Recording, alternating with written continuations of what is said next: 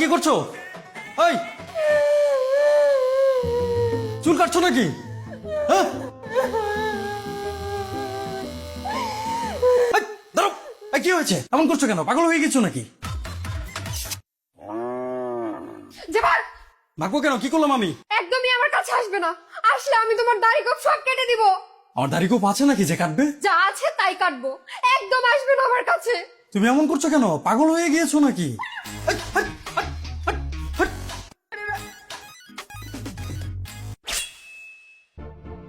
বেমানি তোর লম্পটা উচিত আর বাট্টা সন্ত্রাসী।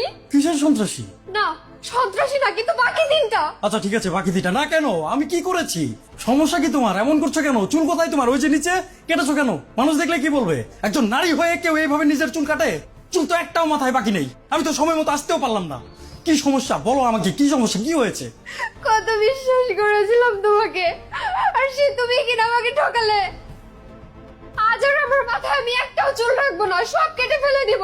আমি পাগল হয়ে যাবো, আমি মরে যাবো। চুল না হয় তুমি সব কেটে ফেলেছো, আমি তোমাকে আটকাতে পারিনি, কিন্তু অন্তত পাগল হওয়া থেকে তো আমি তোমাকে আটকাতে পারবো নাকি? কি সমস্যা আমাকে বলো, কি সমস্যা আমাকে বলো, আমি সমাধান করব। আজকে তোমার সাথে আমি আর মুখে মুখে কথা বলবো না। আজকে যা হবে হাতে হাতে হবে। আজকে তোর সব চুল আমি কেটে দিব। আরে আবার বলো আমার চুল ফেলে দেবে? তুই আমার মতো পাগল হয়ে রাস্তায় রাস্তায় ঘুরবি। আমার চুল কেন ফেলবে? তোমার সমস্যা, তোমার চুল তুমি ফেলেছো, আমি কি করেছি? আয় এদিকে আয়, আমার কাছে আয়। আবার তুই তুকারি করে, তুই তুকারি কেন করছো? তুমি তোমার চুল কেটেছো তোমার নিজের শখে কেটেছো নাকি? কি সমস্যা আমি তো জানি না, আমাকে তো বলোনি তুমি। ও আমি তো আমার শখে চুল কেটেছি, এখানে তোমার কোনো দোষ নেই তাই না? আমি কি দোষ করেছি? আমার চুল কাটবে কেন তুমি? দেখ চুল না থাকলে কেমন লাগে। কতদিন পালিয়ে বেড়াবে, যখন ঘুমাবে না তখন আমি তোমার সব চুল কেটে দিব। ভেবো না তুমি আমার ক্ষতি করে পার পেয়ে যাবে। আমি তোমাকে এর একটা শিক্ষা দিয়েই ছাড়বো। আমি ঠান্ডা মাথায় বলছি, তুমি ভায়োলেন্ট হবা না কেমন? কি সমস্যা আমাকে বলো, তুমি কেন রাগ করছো? কেন চুল কেটে ফেললে? কি হয়েছে তোমার? আমাকে খুলে আরে আবার পাগলের মতো করে। কি সমস্যা, কি নিয়ে রাগ করেছো? আমাকে খুলে বলো, এমন করছো কেন? আমি তো ভয় পাচ্ছি। দুশ্চরিত্র লক্ষ্য থাকা এখনো বুঝতে পারছো না? আয় আমার সাথে আয়, দেখাচ্ছি তুই কি করেছিস। আয়। আরে কি করেছি আমি? হ্যাঁ কি করেছি আমি? আজকে তোমার জীবনের শেষ দিন। কেন শেষ দিন? কি ভেবেছো কি তুমি? তুমি এসব করে পার পেয়ে যাবে, তোমার বিচার হবে না। কিসের বিচার হবে? কি কি করেছি? কি করেছি আমি? কি এটা কি?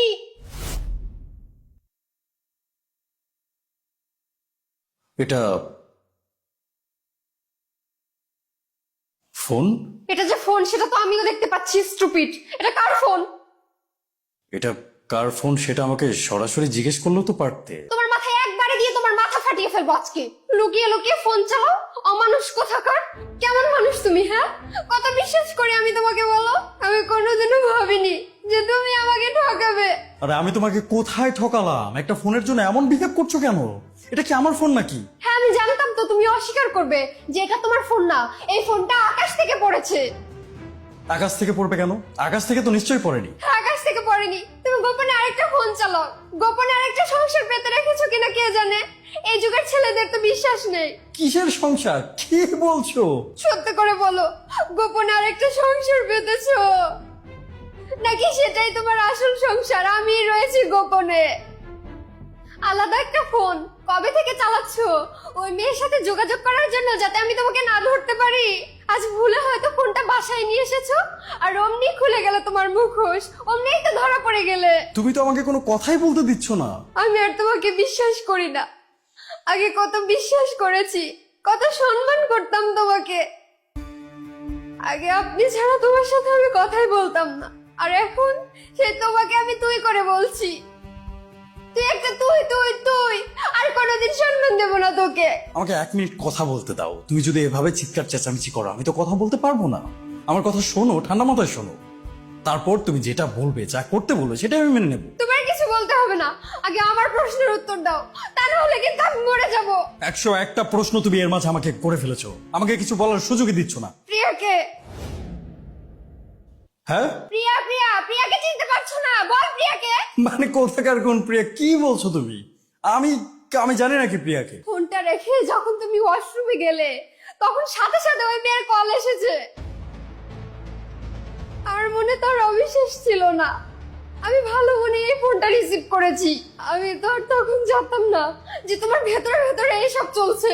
ফোনটা রিসিভ করতে ওই কালনাগিনীটা কি বলে জানো? ওকে ফোনটা দিন। ওকে মানে? ওকে ওকে ওকে মানে বুঝো না? ওকে মানে তোকে। কল দিয়ে আমাকে চেয়েছে? হ্যাঁ, তোকে চেয়েছে। বিয়ে করেছো তুমি, বউ তোমার। তোমাকে চাইবে না তার কাকে চাইবে? সে কি আমার নাম ধরে চেয়েছে? মানে আমার নাম বলেছে? ওকে ওকে করছে, নাম ধরে বলছে না, সম্মান দিচ্ছে, বোঝো না? সম্মান তো আমি আগে তোমাকেও দিতাম। সে কলে বলেছে যে ওকে দিন, ব্যাস। এইটুকু ঘটনার কারণে তুমি নিজের সব চুল কেটে ফেলে দিয়েছো। আমি যত খারাপ মানুষ হই, আমি পৃথিবীর সবচেয়ে খারাপ মানুষ, আমি মেনে নিলাম, কিন্তু আমার পক্ষেও তো কিছু কথা থাকতে পারে। আমাকে জিজ্ঞেস করেছো?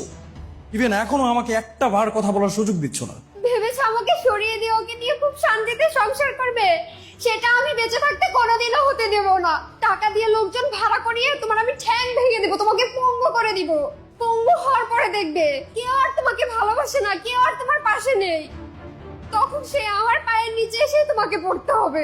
আমি তোমাকে খেতে দিলে খেতে পারবে, তা না হলে আর খেতেও পারবে না। অনেক বলেছো, সবকিছুর একটা লিমিট আছে। চিৎকার করছো, চিৎকার করছো। তোমার চিৎকারের ভয় পাই আমি। আরেকটা কথাও তুমি বলবে না। দাও ফোনটা, আমাকে দাও। না, এই ফোন আমি তোমাকে দেব না। আমি তোমাকে ফোনটা দিতে বলেছি, তুমি ফোনটা দাও। কি করবে? ওর সাথে কথা বলবে? 1 মিনিট কথা না বলে থাকতে পারছো না? দম বেরিয়ে যাচ্ছে, মরে যাবে। দাও, তুমি ফোনটা আমাকে দাও। আমি ফোনটা দিতে বলেছি, দাও দাও দাও, ফোনটা দাও। না দাও না। না, দিব না। আরে দিব না, দাও। দিব না।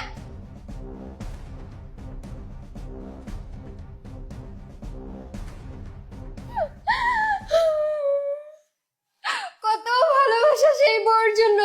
আমাকে সত্যি করে একটা কথা বলো তো, আগে আমাকে বিয়ে করেছো নাকি ওকে বিয়ে করেছো? চুপ থাকো, আর একটা কথাও বলবে না। এসব আমি মেনে নেব না, এসব আমি মোটেও মেনে নেব না। আমার স্বর্ণগয়না যা আছে সবই আজকের মধ্যে বিক্রি করে গুন্ডা ভাড়া করব, তারপরে তোমার মজা দেখাবো। এত গরিব কেন তুমি?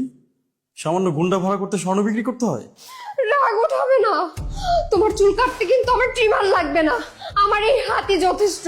হ্যালো, আসসালামু আলাইকুম। হ্যালো রহিম সাহেব, আমি ফারাবি বলছি। ও ফারাবি সাহেব, কেমন আছেন? অনেক ভালো আছি, আপনার কল্পনার বাইরে। কোনো টেনশনে আছেন নাকি? আপনাকে একটা কথা বলতে চাচ্ছিলাম। জি বলুন।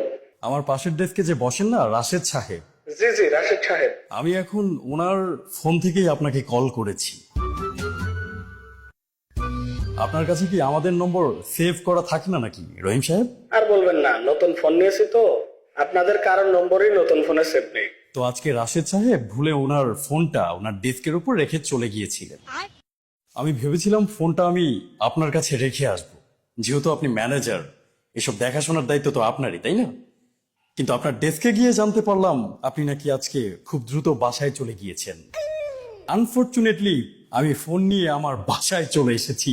ওহো, ভালো কথা মনে পড়লো। রাশেদ সাহেব তো আমাকে ঘন্টাখানেক আগে কল করেছিলেন। কি বলছেন? রাশেদ সাহেব আপনাকে কল করেছিলেন? উনি নাকি ওনার ফোনটা অফিসে ফেলে গিয়েছেন। আমি ফোনটা পেয়েছি কিনা সেটা জিজ্ঞেস করলেন। ওনার ওয়াইফ নাকি ওনাকে কল করে একজন স্ত্রী লোকের কণ্ঠ শুনতে পেরেছেন। তারপর রাশেদ সাহেবকে নাকি বেদম পিটিয়েছেন তার স্ত্রী। কি দুঃখজনক ব্যাপার। কি বলছেন, তাই নাকি? হ্যাঁ ভাই, বোঝেনি তো, স্বামী মারধর করলে অনেক আইন আছে, স্ত্রী যদি মারধর করে কোনো আইন নেই।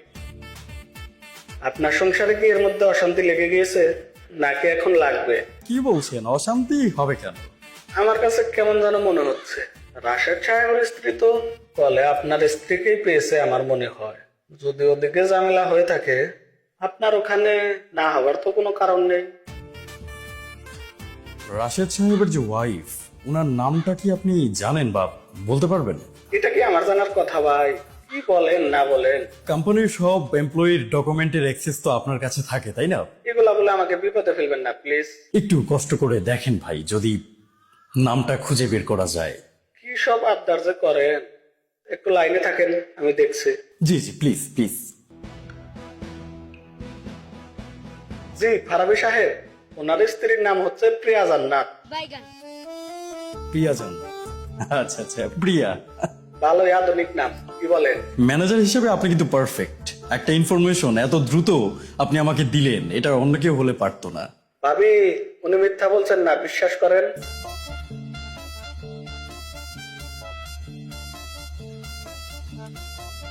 বলছিলাম এটা যে রাশেদ সাহেবেরই ফোন, সেটা আমি একটু কনফার্ম হতে চাচ্ছিলাম। ডকুমেন্টসে ওনার যে নম্বরটা দেয়া আছে, দেখুন তো এই নম্বরের সাথে মিলছে কিনা। জি ভাই, আপনি যে নাম্বার থেকে ফোন করেছেন অফিসে এই নাম্বার রাশেদ সাহেবের নামে রেজিস্ট্রি করা। ঠিক আছে ভাই, অনেক ধন্যবাদ, আপনার সাথে আবার কথা হবে। হ্যালো। ঠিক আছে, এটা রাশেদ সাহেবের ফোন, রাশেদ সাহেবের, আমার আরেকটা ফোন না। আমি স্টুপিড, তাই এই ফোনটা বাসায় নিয়ে এসেছি, মনের ভুলে, ইচ্ছা করে নিয়ে আসিনি।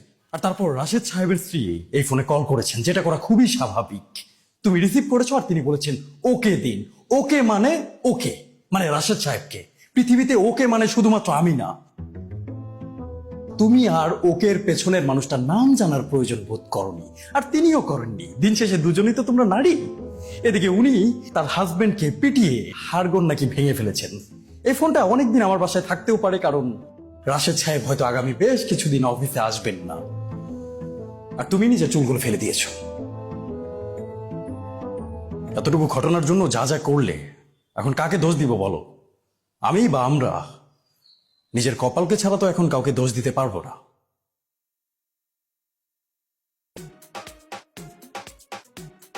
সবসময় শুধু রাগ আর রাগ।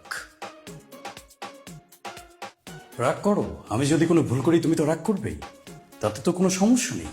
কিন্তু রাগ করার একটা বৈধ কারণ তো থাকতে হবে নাকি?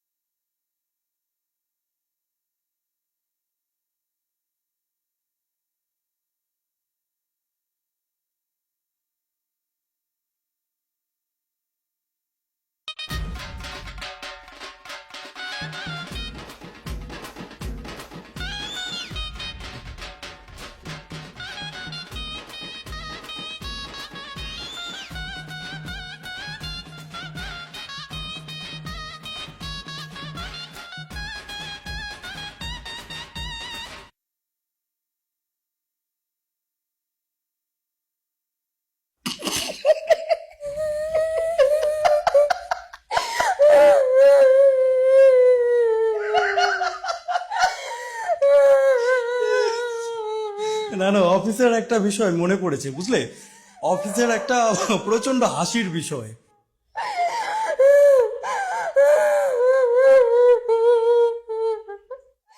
আমি হাসছি না, একদমই